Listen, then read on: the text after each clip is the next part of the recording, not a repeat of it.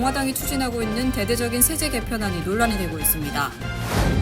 지난 토요일 캘리포니아에 위치한 한 난임 클리닉에서 차량 폭발 테러가 발생했습니다. 필라델피아 인근 번화가 도로 한복판에서 한인 남성이 차량을 몰고 질주하며 광란의 총격을 벌였습니다. 제45주년 광주 5.18 민주화운동 기념식이 뉴욕시 퀸즈 우리교회 여명홀에서 열렸습니다. AWCA가 주최한 브레인 올림픽 치매 예방의 날 행사가 지난 토요일 성황리에 열렸습니다. 지난 주말 뉴저지 한 대형 쇼핑몰에서 300명 넘는 청소년들이 몰려들어 대규모 난투극을 벌이는 사건이 발생했습니다.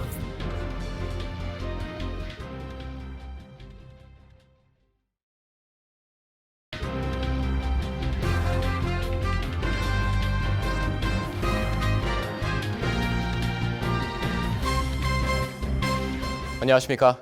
KBTV 뉴스 9 이창원입니다. 연방하원 공화당이 추진하고 있는 대대적인 세제 개편안이 논란이 되고 있습니다. 개편안이 실행될 경우 메디케이드 등의 수혜 자격이 대폭 강화돼 뉴욕 주민 200만 명이 메디케이드와 푸드스탬프 혜택을 잃을 가능성이 있다는 분석이 나왔습니다. 자세한 소식 전장 기자가 전해드립니다. 공화당의 대대적인 개편안에 따르면 메디케이드의 경우 2029년 1월부터 19세에서 64세 사이 성인 수혜자를 대상으로 매달 최소 80시간의 근로 또는 자원봉사 참여, 교육 프로그램 등록 등을 요구하는 동시에 가입자를 대상으로 연 2회 수혜 자격을 확인하는 등 수혜 자격을 대폭 강화하는 내용입니다. 또 연방 빈곤선 100%를 초과하는 소득을 버는 이들은 일부 의료 서비스에 대해 최대 $35까지 본인 부담금을 내야 하는 내용이 포함됐고, 뉴욕 등 불법 체류자에게 메디케이드 가입을 허용하는 주에 대해서는 연방정부 보조금을 10% 삭감하게 됩니다. 푸드스탬프 프로그램도 현재는 부양가족이 없는 54세 이하 수혜자를 대상으로 매달 80시간 근로가 요구되지만 개편안은 7세 이상의 자녀를 둔 사람을 포함해 64세까지 근로 요건 적용을 확대하는 내용이 포함됐습니다. 이와 함께 수혜 대상을 미시민권자와 영주권자로 제한하고 있습니다. 캐시 호컬 뉴욕 주지사실 추산에 따르면 메디케이드 개편안에 따라 앞으로 10년 동안 200만 명의 뉴욕 주민이 건강보험을 잃을 것으로 파악됐습니다. 또 메디케이드 근무 요건에 영향을 받는 이들 외에도 120만 명의 뉴욕 주민이 보험 혜택을 잃을 가능성이 있는 것으로 나타났습니다. 뉴욕주에서는 영주권자와 비자 소지자 등 합법적으로 체류 중인 비시민권자도 에센셜 플랜에 가입할 수 있는데, 제한된 법안이 통과되면 시민권자만 에센셜 플랜 지원 대상이 됩니다. 대규모 입법안에 포함된 세제 개편안에는 2017년 트럼프 행정부 1기 당시 도입했던 지방세 공제 한도를 현행 $10,000에서 $30,000로 상향 조정하는 내용과 개인소득세율과 법인세 최고세율 인하, 표준소득공제와 자녀세액공제를 확대하는 내용 등이 담겼습니다. KBTV 뉴스 전상입니다. 지난 토요일 오전 캘리포니아에 위치한 한 난임 클리닉에서 테러로 추정되는 차량 폭발 사고가 발생해 1명이 숨지고 4명이 다쳤습니다. 용의자 역시 사망한 가운데 그는 범행 전 온라인상에 세상에 더 이상 사람이 많아져서는 안 된다고 언급했던 것으로 드러났습니다. 주윤우 기자입니다. 사건은 토요일 오전 11시경 캘리포니아 팜스프링에 위치한 한 난임 클리닉 앞에서 발생했습니다. 이번 차량 폭발 테러로 1명이 숨졌고 4명이 다쳤습니다. 팜스프링스 경찰국은 폭발로 큰 피해를 입은 아메리칸 생식센터 건물은 차량 폭발 사고로 구조적으로 붕괴 직전이었지만 소방관과 FBI 요원들은 건물 내부로 진입해 배아 냉각 시스템이 여전히 작동 중인지 확인하고 클리닉의 의료 기록 등을 손실 없이 무사히 회수했다고 전했습니다. 이번 차량 폭발로 인해 인근 다른 2 건물도 피해를 입은 것은 물론 3블록 떨어진 건물들의 유리창까지 산산조각 날 정도로 피해 규모가 컸습니다. 용의자 25세 가이 에드워드 바르커스는 폭탄이 설치된 차량을 폭발시켰으며 폭발 충격은 무려 11km 떨어진 지역까지 전해졌습니다. 인근 주민들은 처음에 지진이 발생한 줄 알았다고 증언했습니다. 수사당국은 용의자가 어떤 방식으로 폭탄을 제조했는지는 아직 파악하지 못했지만 단독 범행으로 보고 있으며 난임 클리닉을 표적으로 한 사건으로 보고 있습니다. 용의자 바르커스는 반출생주의 성향이 있었으며 이 세상에 생명이 더 늘어나서는 안 된다고 주장해온 것으로 확인됐습니다. FBI는 용의자 바르커스가 거주하던 29 팜스의 자택을 수색하는 것은 물론 자택 내에 폭발 잔여물이 있을 가능성을 염두에 두고 해당 지역을 폭발 위험구역으로 지정해 주민들을 대피시켰습니다. 특수부대와 폭발물 처리반은 일요일까지 바르커스 자택 및 인근을 수색했습니다. KBTV 뉴스 주현우입니다. 필라델피아 인근의 벅스 카운티 번화가 도로 한복판에서 한인 남성이 차량을 몰고 질주하며 광란의 총격을 벌이는 사건이 발생했습니다. 한인 남성은 범죄 도구 소지, 무모한 위협 행위 등으로 기소됐습니다. 한편 이번 사건으로 인한 부상자는 없는 것으로 확인됐으며 경찰은 정확한 범행 동기를 조사 중입니다. 전장 기자가 전해드립니다. 델라웨어 벨리 뉴스에 따르면 펜실베니아주 필라델피아 인근의 벅스 카운티 어퍼 사우샘프턴 타운십에서 한인 김모 씨가 주행 중 차량 안에서 총을 쏜 혐의로 체포됐습니다. 경찰에 따르면 사건은 지난 7일 오후 2시 46분 이 지역에서 총성이 들렸다는 신고를 받고 출동했는데 목격자들은 흰색 수바루 아웃백 차량 안에서 남성이 총을 발사하며 달리고 있었다고 진술했습니다. 현지 경찰은 인근 로어 사우샘프턴 타운십 경찰과의 공조 수사 끝에 해당 차량을 스트리트 로드와 버슬턴 파이크 교차로 인근에서 발견했다고 밝혔습니다. 경찰은 차량을 정지시키고 운전자인 김모 씨를 별다른 저항 없이 체포했다고 전했습니다. 경찰에 따르면 김 씨는 당시 차량에 혼자 있었으며 체포 당시 실제 총기를 소지하고 있었습니다. 차량 내부에서는 다수의 탄피도 함께 발견됐습니다. 김 씨는 현재 범죄 도구 소지, 무모한 위협 행위 등 복수의 혐의로 기소된 상태입니다. 이번 사건으로 인한 부상자는 없는 것으로 확인됐으며 경찰은 정확한 범행 동기를 조사 중이라고 밝혔습니다. KBTV 뉴스 전상입니다. 제45주년 광주 5.18 민주화운동 기념식이 15일 오후 5시 뉴욕시 퀸즈 우리교회 여명홀에서 열렸습니다. 이어서 전장 기자입니다. 미주 5.18 민주화운동 기념사업회, 북미주 민주포럼 등 30여 단체가 주관한 이번 행사에는 미주 5.18 민주화운동 기념사업회 강준하 대표, 뉴욕 교역자연합회장 이준성 목사 등 100여 명의 관계자들이 참석해 5.18의 숭고한 뜻을 기리고 민주 영령들을 위로했습니다. 미주 5.18 민주화운동 기념사업회 강준하 대표는 기념사를 통해 45년 전 5월의 하늘로 타오르던 광주 민주화운동의 불길은 계엄군의 총칼 앞에 사그라들었지만 그 뜨거운 불씨는 살아있다고 강조했습니다. 강 대표는 또 5월 광주 항쟁은 전 세계인에게 자유와 평화, 인권과 민주주의의 소중함을 일깨워준 현재 진행형의 혁명인 동시에 아직도 해결되지 않은 우리의 역사라고 역설했습니다. 이어서 한국의 더불어민주당 조정식, 강영식 국회의원 등도 기념사업회 관계자가 대독한 추도사를 통해 미주에서 광주 정신을 계승 발전시켜 나가는 5.18 민주화운동 기념사업회의 노고를 치하했습니다. 이날 행사는 특별 초청한 더 밴드 비닐의 반주와 함께 5.18 추모곡, 바윗돌, 붙이지 않은 편지, 임을 위한 행진곡 등이 울려 퍼지면서 절정을 이뤘습니다. 이어 참석자들은 재단에 국화꽃을 바치며 5.18 당시 억울하게 희생당한 민주 영령들의 명복을 빌었습니다. KBTV 뉴스 전상입니다. AWCA가 주최한 브레인 올림픽 치매 예방의 날 행사가 지난 토요일 오전 9시 30분 인구병원 대강당에서 성황리에 열렸습니다. 특히 이번 행사에선 AWC 회원들의 다양한 공연도 펼쳐져 참석자들의 눈과 귀를 즐겁게 했습니다. 주현우 기자가 다녀왔습니다. 치매 예방의 중요성을 널리 알리고 지역사회의 인식을 높이기 위해 마련된 이번 행사에는 350여 명의 한인 및 지역 주민들이 참석해 뜻깊은 시간을 가졌습니다. 행사는 최윤범 신경내과 전문의의 의학 세미나로 시작해 치매의 조기 증상과 예방법, 치료 가능성 등에 대한 유익한 정보를 제공했으며 이문주 의학 박사는 치매 치료제 개발과 관련한 최신 연구 동향을 공유했습니다.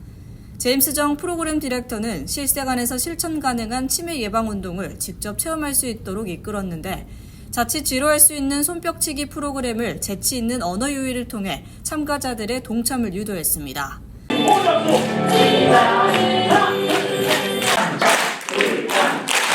천재인데요, 우리 길.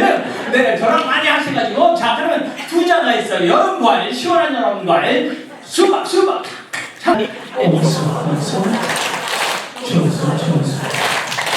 또한 또한 참가자들에게는 점심 도시락과 토트백도 증정돼 큰 호응을 얻었습니다. 이날 행사에서는 프로그램 외에도 다채로운 공연이 이어졌는데 테너 가수 김희재 씨는 첫사랑이란 노래를 통해 참석자들의 귀를 사로잡았습니다. 또 치매 환자인 아내를 돌본 남편분의 사연이 담긴 영상도 상영돼 많은 이들의 깊은 공감을 이끌어내며 눈시울을 적시게 했습니다. 특히 AWC의 회원들의 공연도 함께 펼쳐져 눈길을 끌었습니다. 통기타반의 연주, 성경 암송, 자작시 낭독, 경기 민요반 공연, 부채춤 공연 등 다양한 프로그램을 통해 AWCA가 지역사회에 제공하는 풍성한 문화활동들을 엿볼 수 있었습니다. 우리를 지어 또 다니고 있는 질 때는 수없이 밟히는 설움으로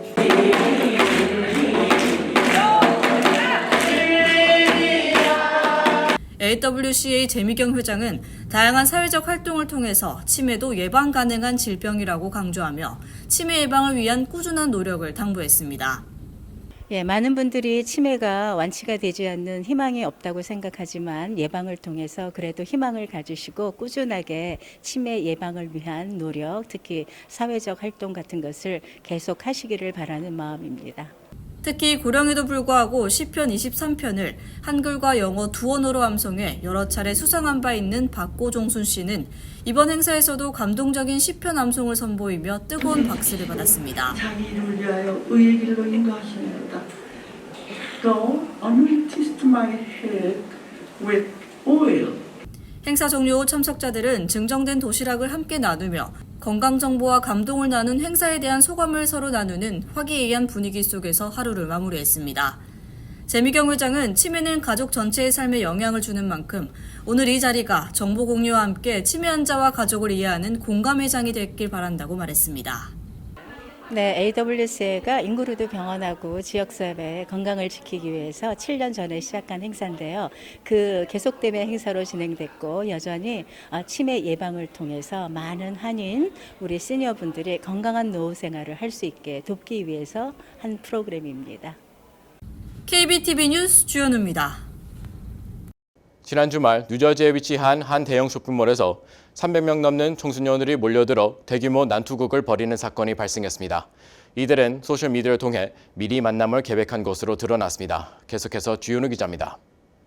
지난 토요일 저녁 수백 명의 청소년들이 뉴저지 에디슨에 위치한 한 쇼핑몰로 몰려들었습니다. 일부 청소년들은 틱톡과 인스타그램에 사전에 관련 글을 올리며 토요일 저녁 7시에 몰로 집합하라고 독려한 것으로 확인됐습니다. 해당 게시물이 싸움을 위한 집결인지 단순한 또래 모임을 위한 것이었는지는 명확하진 않지만 경찰국은 틱톡이 대규모 군중을 모집하는 데 결정적인 영향을 줬다고 확인했습니다. 지난 화요일 올라온 멜로몰 링크업이라는 게시물은 9,000개 이상의 좋아요와 15만 6천회 이상의 조회수를 기록했습니다. 샘 조시 에디슨 시장은 자신의 소셜미디어를 통해 처음에는 약 100명 수준이던 무리가 밤 8시를 넘어가며 뉴저지 전역에서 모여든 300명 이상의 청소년으로 급격히 규모를 키웠다고 밝혔습니다. 체포된 7명 중 적어도 4명 이상이 에디슨 지역이 아닌 타 지역에서 온 것으로 알려졌습니다. 에디슨 경찰은 현장을 통제할 인력 충원을 위해 인근 경찰서 지원 요청에 나서야 했습니다. 군중을 진정시키는 과정에서 한 경찰관은 발목이 골절되는 부상을 입었습니다. 수사 당국에 따르면 난투극 현장에 가담한 청소년 중 부상자는 없으며 무기도 발견되지 않았습니다. 체포된 7명 중 1명은 경관을 폭행한 혐의로 나머지 6명은 소란 혐의로 기소됐습니다. 이 중 1명은 소란 및 공무집행 방해 혐의가 모두 적용됐습니다. 이처럼 SNS를 통한 청소년 집결이 폭력 사태로 이어지며 미성년자들이 대거 체포되는 사례는 지난 1년간 꾸준히 이어져 왔습니다. 지난 10월에도 버지니아 리치먼드 외곽에 위치한 킹스 도미니언 놀이공원에서도 SNS를 통해 집결한 청소년들이 공공장소에서 소란을 피웠지만 당시 체포된 사람은 없었습니다. 작년 11월 뉴욕 롱아일랜드의 한 쇼핑몰에서는 무장한 10대 갱단원이 싸움 도중 총을 떨어뜨리자 인근에 있던 행인이 그 총기를 멀리 쳐버리는 영상이 공개되기도 했습니다. KBTV 뉴스 주연우입니다. 트럼프 대통령의 장남인 돈 트럼프 주니어는 이번 진단 결과가 은폐의 일환인지 의문을 제기했습니다. 바이든 전 대통령 측은 성명에서 그가 17일 전립선 암 진단을 받았으며 글리슨 점수 9점에 해당하는 공격적인 형태의 암으로 이미 뼈로 전이된 상태라고 밝혔습니다. 소수의 의학 전문가들은 전직 대통령이 어떻게 이처럼 늦은 시기에 진단을 받았는지 의문을 제기했습니다. 특히 전립선암은 50세 이상 남성에게 권장되는 정기 혈액 검사를 통해 조기에 발견할 수 있다는 점을 강조하면서 진단을 지금 받았다면 이는 의료 과실이라고 밝혔습니다. 뉴저지 교통국은 트랜짓 노조와 잠정 합의에 도달해 파업을 종료한다고 발표했습니다. 금요일에 시작된 이번 파업은 40여 년 만에 뉴저지 교통국에서 처음으로 발생한 파업으로 평소 뉴저지 트랜짓을 이용하던 주민들에게 재택근무를 하도록 당부됐었습니다. 노조는 당초 오늘부터 정기 열차 운행을 재개한다고 발표했지만 잠시 후 내일 오전 12시 1분에 운행을 재개한다고 통보했습니다. 교통국은 성명을 통해 정상 운행을 재개하기 전 시설 점검과 준비에 약 24시간이 소요되기 때문에 운행 지연이 불가피하다고 밝혔습니다. 교통국은 예산 문제를 크게 일으키거나 요금 인상을 요구하지 않고도 기관사들의 임금을 인상할 수 있는 방법을 경영진에게 제시했다고 덧붙였습니다. 미주 한국일보가 뉴욕시 보건국의 식당 위생검사 보고서를 분석한 결과 뉴욕시 5개 보로의 한 식당으로 등록된 업소는 모두 420곳으로 이 가운데 A등급 판정을 받은 식당은 298곳으로 전체의 71%를 차지했습니다. 이는 3년 전인 2022년 5월에 기록됐던 전체 한 식당의 A등급 비율 80%보다 9%포인트 감소한 수치입니다. 이에 비해 B등급을 취득한 한식당 비율은 7.4%로 3년 전보다 2.2% 증가했습니다. 낙제 점수인 C등급이나 재심사가 필요한 보류 등급을 받은 한식당 수는 38곳으로 18곳이었던 3년 전보다 2배 넘게 증가했습니다. 이와 함께 등급 미결 역시 53곳으로 3년 전보다 2배 많아졌습니다. 뉴욕에서 출항해 아이슬란드로 향하던 멕시코 해군 훈련함이 17일 오후 8시 26분쯤 이스트강에서 브루클린 브릿지와 충돌했습니다. 뉴욕타임즈가 공개한 영상을 보면 함정이 브루클린 브릿지 아래를 통과하면서 대형 돛대 3개가 차례로 부러집니다.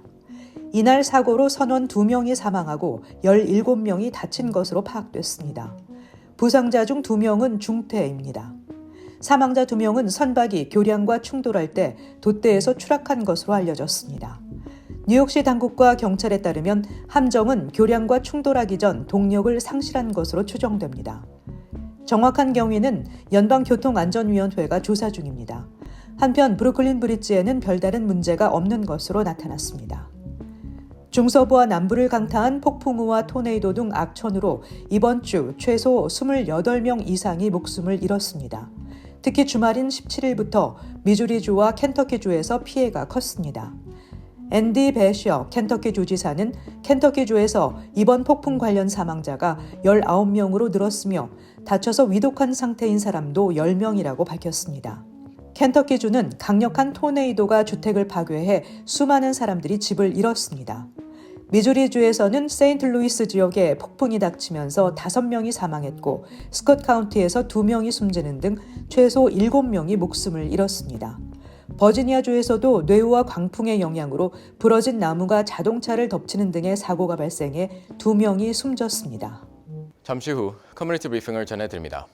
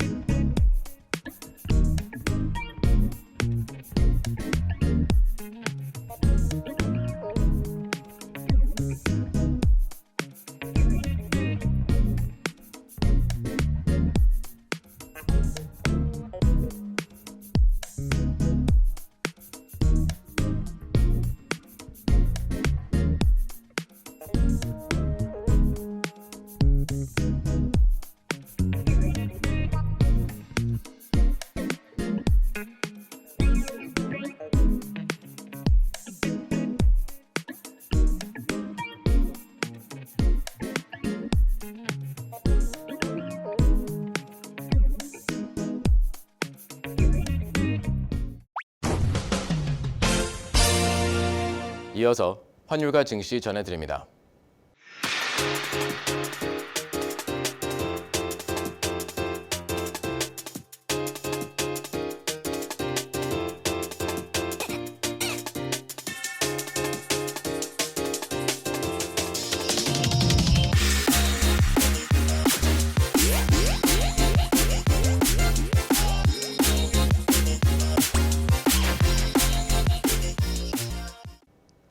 잠시 후 뉴욕과 뉴저지 날씨 전해드립니다.